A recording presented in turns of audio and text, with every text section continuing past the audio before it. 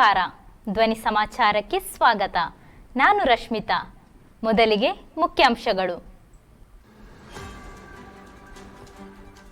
ಅಮೃತ ಮಹೋತ್ಸವ ಜನರ ಆಂದೋಲನ, ಪ್ರಧಾನಿ ನರೇಂದ್ರ ಮೋದಿ. ಗಾಜಾ ಶಿಬಿರದ ಮೇಲೆ ಇಸ್ರೇಲ್ ವೈಮಾನಿಕ ದಾಳಿ, ಹಮಾಸ್ ಕಮಾಂಡರ್ ಸೇರಿ 50 ಜನರ ಮೃತ್ಯು. ಮಣಿಪುರದಲ್ಲಿ ಸ್ನೈಪರ್ ರೈಫಲ್ನಿಂದ ಪೊಲೀಸ್ ಅಧಿಕಾರಿ ಹತ್ಯೆ, ಕಮಾಂಡೋ ತಂಡದ ಮೇಲೆಯೂ ದಾಳಿ. ಅಮೆರಿಕದಲ್ಲಿ ಭಾರತೀಯ ವಿದ್ಯಾರ್ಥಿಯ ಮೇಲೆ ಚೂರಿ ಇರಿತ, ಆರೋಪಿ ಬಂಧನ. ಕಣ್ಣೂರು ಅರಣ್ಯ ಪಾಲಕರ ಮೇಲೆ ನಕ್ಸಲರಿಂದ ಗುಂಡಿನ ದಾಳಿ, ಶೋಧ ಕಾರ್ಯಾಚರಣೆ. ಕೇರಳ ಬಾಂಬ್ ಸ್ಫೋಟ ಪ್ರಕರಣ, ನವೆಂಬರ್ 29ರವರೆಗೆ ಆರೋಪಿ ನ್ಯಾಯಾಂಗ ಬಂಧನ. ಬಿಜೆಪಿ ಮುಖಂಡ ಅನಿಲ್ ಆಂಟನಿ ವಿರುದ್ಧ ಪ್ರಕರಣ ದಾಖಲಿಸಿದ ಕಾಸರಗೋಡು ಪೊಲೀಸರು.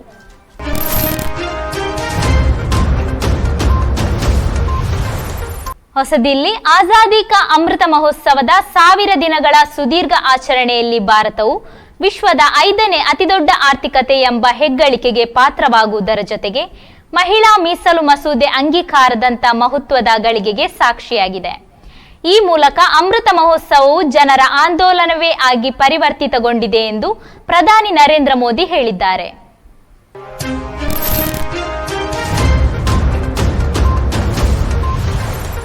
ಇಸ್ರೇಲ್ ಮತ್ತು ಹಮಾಸ್ ನಡುವಿನ ಯುದ್ಧ ಮುಂದುವರಿದಿದ್ದು, ಬುಧವಾರ ಇಸ್ರೇಲ್ ಯುದ್ಧ ವಿಮಾನಗಳು ಗಾಜಾ ಪಟ್ಟಿಯಲ್ಲಿನ ನಿರಾಶ್ರಿತರ ಶಿಬಿರದ ಮೇಲೆ ಬಾಂಬ್ ದಾಳಿ ನಡೆಸಿದ ಪರಿಣಾಮ ಹಮಾಸ್ ಕಮಾಂಡರ್ ಸೇರಿದಂತೆ ಕನಿಷ್ಠ 50 ಮಂದಿ ಪ್ಯಾಲೆಸ್ತೇನಿಯನ್ ಜನರು ಮೃತ್ಯುಗೀಡಾಗಿದ್ದಾರೆ. ಯುದ್ಧ ತೀವ್ರ ಸ್ವರೂಪ ಪಡೆದಿದ್ದು, ಗಾಯಗೊಂಡವರಿಗೆ ಚಿಕಿತ್ಸೆಯು ದೊರಕದ ಸ್ಥಿತಿ ನಿರ್ಮಾಣವಾಗಿದೆ.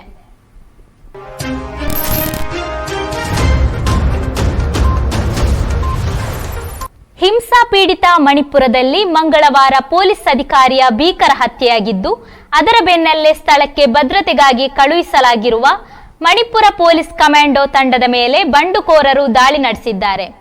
ಮ್ಯಾನ್ಮಾರ್ ಗಡಿಗೆ ಹೊಂದಿಕೊಂಡಿರುವ ಮೊರೇಹ ಪಟ್ಟಣ ಸಮೀಪ ನಿರ್ಮಾಣ ಹಂತದಲ್ಲಿರುವ ಹ್ಯಾಲಿಪ್ಯಾಡ್ ಕಾಮಗಾರಿಯ ಭದ್ರತೆಗೆ ನಿಯೋಜನೆಗೊಂಡಿದ್ದ ಪೊಲೀಸ್ ಅಧಿಕಾರಿ ಚಿಂಗ್ತಾಮ್ ಆನಂದ್ ಅವರನ್ನು ದುಷ್ಕರ್ಮಿಗಳು ಗುಂಡಿಟ್ಟು ಹತ್ಯೆ ನಡೆಸಿದ್ದು, ಮತ್ತೆ ಹಿಂಸಾಚಾರ ಭುಗಿಲೇಳುವ ಸಾಧ್ಯತೆ ಇದೆ.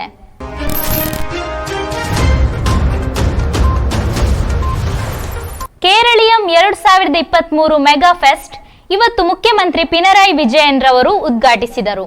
ಕೇರಳದ 67ನೇ ವಾರ್ಷಿಕವನ್ನು ಇಂದಿನಿಂದ 7 ದಿನ ಆಚರಿಸಲಾಗುವುದು. 41 ವೇದಿಕೆಗಳಲ್ಲಿ 25 ವೇದಿಕೆಯಲ್ಲಿ ಕಲಾ ಪ್ರಕಾರಗಳು ಅನಾವರಣಗೊಳ್ಳಲಿದೆ. ವ್ಯಾಪಾರ ವ್ಯವಹಾರಗಳಿಗೆ 9 ವೇದಿಕೆಯಾದರೆ 7 ವೇದಿಕೆಯಲ್ಲಿ ಪುಷ್ಪ ಪ್ರದರ್ಶನಗೊಳ್ಳಲಿದೆ.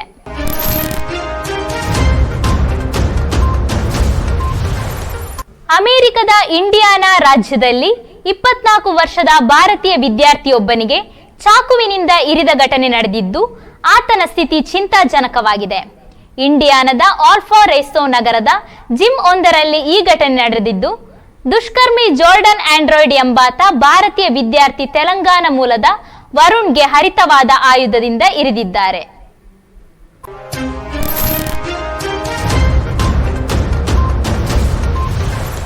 ಕಣ್ಣೂರಿನ ಆರಳಂ ವನ್ಯಜೀವಿ ಕೇಂದ್ರದ ಚಾವಚ್ಚದಲ್ಲಿ ಸೋಮವಾರ ಮಧ್ಯಾಹ್ನ 5 ಮಂದಿಯ ನಕ್ಸಲರ ಗ್ಯಾಂಗ್ ಅರಣ್ಯ ಪಾಲಕರ ಮೇಲೆ ಗುಂಡಿನ ದಾಳಿ ನಡೆಸಿದ್ದು, ಇವರನ್ನು ಪತ್ತೆ ಹಚ್ಚಲು ತೀವ್ರ ಶೋಧ ಕಾರ್ಯ ನಡೆಯುತ್ತಿದೆ.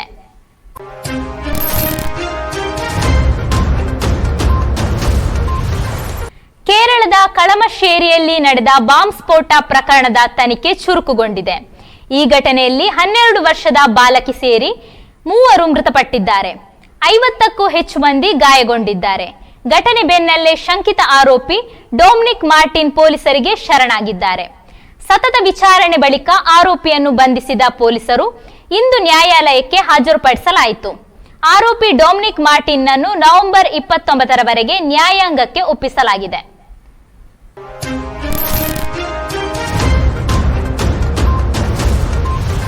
ಕುಂಬಳೆಯಲ್ಲಿ ನಡೆದ ಘಟನೆಯೊಂದಕ್ಕೆ ಸಂಬಂಧಪಟ್ಟಂತೆ ವಿಡಿಯೋ ದೃಶ್ಯಗಳನ್ನು ಬಳಸಿ ಧಾರ್ಮಿಕ ಭಾವನೆ ಕೆರಳಿಸುವ ಬಗ್ಗೆ ಸಾಮಾಜಿಕ ಜಾಲತಾಣದಲ್ಲಿ ಪ್ರಕಟಿಸಿದ ಬಿಜೆಪಿ ರಾಷ್ಟ್ರೀಯ ವಕ್ತಾರ ಅನಿಲ್ ಆಂಟನಿ ವಿರುದ್ಧ ಕಾಸರಗೋಡು ಸೈಬರ್ ಪೊಲೀಸರು ಪ್ರಕರಣ ದಾಖಲಿಸಿಕೊಂಡಿದ್ದಾರೆ. ಕಾಲೇಜು ಸಮೀಪ ಬಸ್ ನಿಲುಗಡೆಗೆ ಒತ್ತಾಯಿಸಿ ಕಾಲೇಜು ವಿದ್ಯಾರ್ಥಿಗಳು ಬಸ್ ತಡೆದ ದೃಶ್ಯಗಳನ್ನು ಬಳಸಿ ಅಪಪ್ರಚಾರ ನಡೆಸಿದ ಹಿನ್ನೆಲೆಯಲ್ಲಿ ಪ್ರಕರಣ ದಾಖಲಿಸಿಕೊಳ್ಳಲಾಗಿದೆ.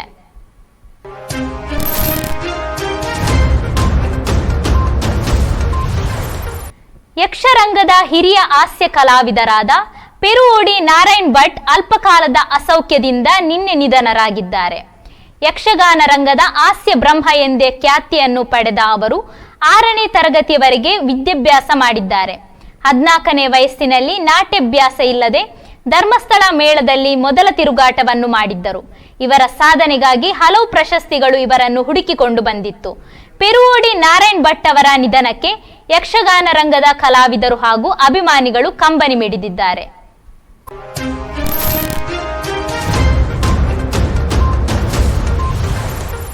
ದಿನಂಪ್ರತಿ ಹಲವಾರು ರೋಗಿಗಳು ಚಿಕಿತ್ಸೆಗಾಗಿ ತಲುಪುವ ಮಂಗಲ್ಪಾಡಿ ತಾಲೂಕು ಆಸ್ಪತ್ರೆಯಲ್ಲಿ ಸಾಕಷ್ಟು ಡಾಕ್ಟರ್ಗಳಿಲ್ಲವೆಂಬ ಕಾರಣದಿಂದ ಐಪಿ ತುರ್ತು ವಿಭಾಗ ನಿಲ್ಲಿಸಲಿರುವ ಆರೋಗ್ಯ ಇಲಾಖೆಯ ಯತ್ನ ಪ್ರತಿಭಟನಾ ಅರ್ಹವೆಂದು ಮಂಜೇಶ್ವರ ತಾಲೂಕು ಆಸ್ಪತ್ರೆ ಬಗ್ಗೆ ಸರ್ಕಾರ ತೋರುವ ಅವಗಣನೆ ಕೊನೆಗೊಳಿಸಬೇಕೆಂದು ಶಾಸಕ ಎಕೆಎಂ ಅಶ್ರಫ್ ನುಡಿದರು.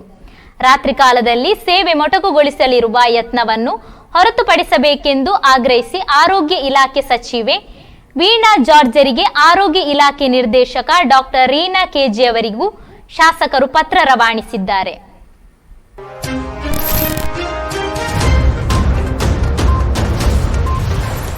ಕಾಸರಗೋಡು ಜಿಲ್ಲೆಯ ಸಮುದ್ರ ತೀರ ಪ್ರದೇಶದಲ್ಲಿ ಟ್ರಾಲ್ ಬಲೆ ಬಳಸಿ ಮೀನುಗಾರಿಕೆಯಲ್ಲಿ ತೊಡಗಿದ್ದ ಕಣ್ಣೂರು ಆಳತ್ತಿಳಂ ಸುಬ್ರಹ್ಮಣ್ಯ ಎಂಬವರ ಮಾಲಕತ್ವದಲ್ಲಿರುವ ಮೀನುಗಾರಿಕಾ ಬೋಟ್ ವಶಪಡಿಸಲಾಗಿದೆ. ಫಿಶರೀಸ್ ಮರೈನ್ ಎನ್ಫೋರ್ಸ್ಮೆಂಟ್ ವಿಭಾಗದವರು ಬೇಕಲ ಕರಾವಳಿ ಪೊಲೀಸರ ಸಹಾಯದೊಂದಿಗೆ ನಿನ್ನೆ ಕಾರ್ಯಾಚರಣೆ ನಡೆಸಿದ್ದಾರೆ.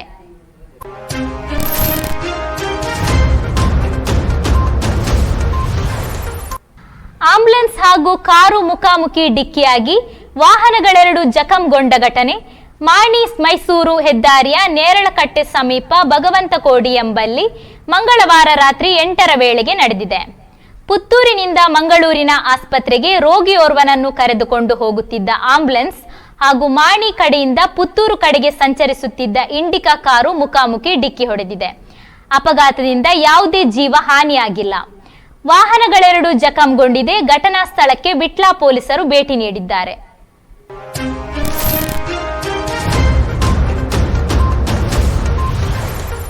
ಕುಂಬಳೆ 5 ಲೀಟರ್ ಕರ್ನಾಟಕ ನಿರ್ಮಿತ ಮದ್ಯ ಸಹಿತ ಯುವಕನನ್ನು ಸೆರೆ ಹಿಡಿಯಲಾಗಿದೆ. ಕಂಚಿಕಟ್ಟೆಯ ಪ್ರವೀಣ್ ಗಟ್ಟಿ ಎಂಬಾತನನ್ನು ಕುಂಬಳೆ ರೇಂಜ್ ಅಬಕಾರಿ ಇನ್ಸ್ಪೆಕ್ಟರ್ ವಿವಿ ಪ್ರಸನ್ ಕುಮಾರ್ ಹಾಗೂ ತಂಡ ಸೆರೆ ಹಿಡಿದಿದೆ. ಅಬಕಾರಿ ತಂಡದಲ್ಲಿ ಪ್ರಿವೆಂಟಿವ್ ಆಫೀಸರ್ಗಳಾದ MV Sudheendran, A Krishna, civil ಆಫೀಸರ್ಗಳಾದ ಜಿತಿನ್ ಪಿವಿ, ಕೆ ಸಿಜು ಮೊದಲಾದವರಿದ್ದರು.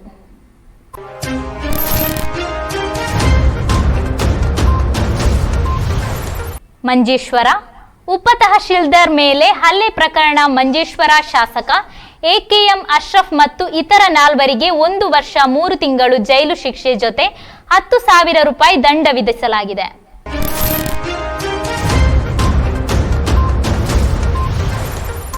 ಮಂಗಳೂರು ಶೀಘ್ರದಲ್ಲೇ ಕರಾವಳಿಯಲ್ಲೂ ಎಲೆಕ್ಟ್ರಿಕ್ ಬಸ್ಗಳನ್ನು ರಸ್ತೆಗಿಳಿಸಲು ಕೆಎಸ್ಆರ್ಟಿಸಿ ಮುಂದಾಗಿದೆ. ಈಗಾಗಲೇ ರಾಜ್ಯ ರಾಜಧಾನಿ ಬೆಂಗಳೂರಿನಲ್ಲಿ ಪರಿಸರ ಸ್ನೇಹಿ ಎಲೆಕ್ಟ್ರಿಕ್ ಬಸ್ ಕಾರ್ಯಾಚರಿಸುತ್ತಿದ್ದು, ಮೊದಲ ಹಂತವಾಗಿ ಸುಮಾರು 40 ಎಲೆಕ್ಟ್ರಿಕ್ ಬಸ್ಗಳು ಕರಾವಳಿಯಲ್ಲಿ ಸಂಚರಿಸಲಿದೆ.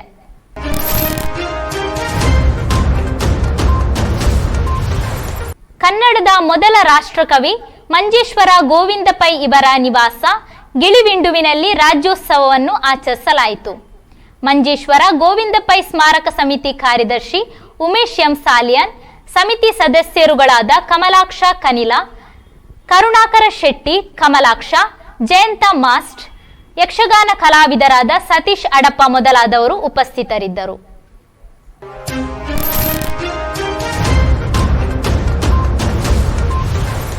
ಕುಂಜತ್ತೂರು ಹೈಯರ್ ಸೆಕೆಂಡರಿ ಶಾಲೆಯಲ್ಲಿ ನಡೆಯುತ್ತಿದ್ದ ಮಂಜೇಶ್ವರ ಉಪಜಿಲ್ಲಾ ಶಾಸ್ತ್ರೋತ್ಸವವು ನಿನ್ನೆ ಕೊನೆಗೊಂಡಿತು. ನಿನ್ನೆ ನಡೆದ ವಿಜ್ಞಾನ ಮೇಳವನ್ನು ಕಾಸರಗೋಡು ಜಿಲ್ಲಾ ಪಂಚಾಯತ್ ಅಧ್ಯಕ್ಷೆ ಬೇಬಿ ಬಾಲಕೃಷ್ಣ ಉದ್ಘಾಟಿಸಿದರು. ಮಂಜೇಶ್ವರ ಜಿಲ್ಲಾ ಮಟ್ಟದ 112 ಶಾಲೆಗಳ ವಿದ್ಯಾರ್ಥಿಗಳು ಈ ಮೇಳದಲ್ಲಿ ಭಾಗವಹಿಸಿದರು.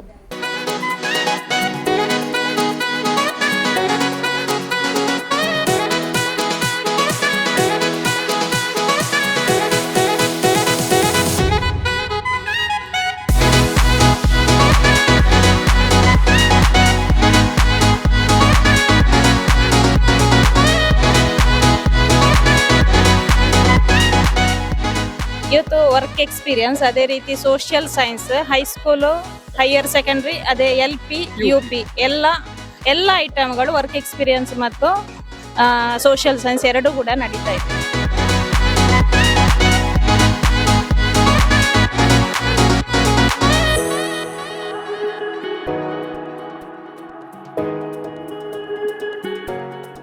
We collected foreign currency by selecting the points that come in our lesson because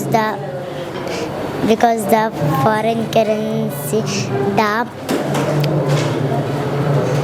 the values of different countries can be known.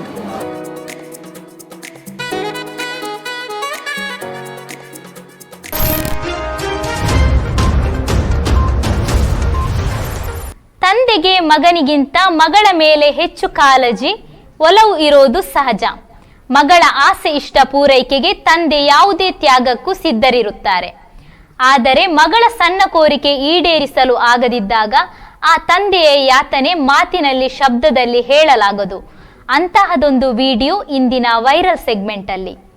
ಇದರೊಂದಿಗೆ ಇಂದಿನ ಸಮಾಚಾರವನ್ನು ಮುಕ್ತಾಯಗೊಳಿಸುತ್ತಿದ್ದೇನೆ. ನಿರಂತರ ಸುದ್ದಿಗಾಗಿ ವೀಕ್ಷಿಸಿ ನಿಮ್ಮ ಧ್ವನಿ ಮೀಡಿಯಾ.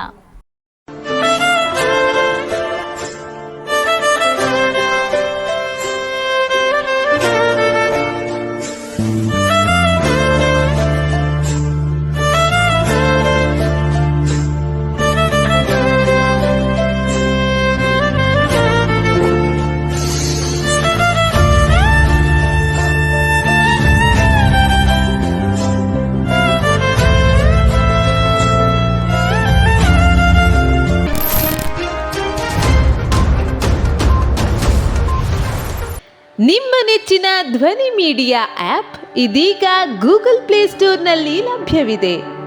ಗೂಗಲ್ ಪ್ಲೇಸ್ಟೋರಿಗೆ ಹೋಗಿ ಧ್ವನಿ ಮೀಡಿಯಾ ಅಂತ ಟೈಪ್ ಮಾಡಿ ಉಚಿತವಾಗಿ ಡೌನ್ಲೋಡ್ ಮಾಡಿಕೊಳ್ಳಿ. ನಿಮ್ಮ ನೆಚ್ಚಿನ ಎಲ್ಲ ಕಾರ್ಯಕ್ರಮಗಳನ್ನು ತಪ್ಪದೇ ವೀಕ್ಷಿಸಿ. ಯೂಟ್ಯೂಬ್ನಲ್ಲಿ ಧ್ವನಿ ಮೀಡಿಯಾ ಅಂತ ಟೈಪ್ ಮಾಡಿ ಸಬ್ಸ್ಕ್ರೈಬ್ ಮಾಡಿಕೊಳ್ಳಿ.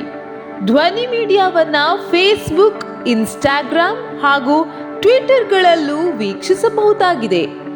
ಧ್ವನಿ ಮೀಡಿಯಾ, ನಿಮ್ಮ ಧ್ವನಿಗೆ ನಮ್ಮ ಧ್ವನಿ.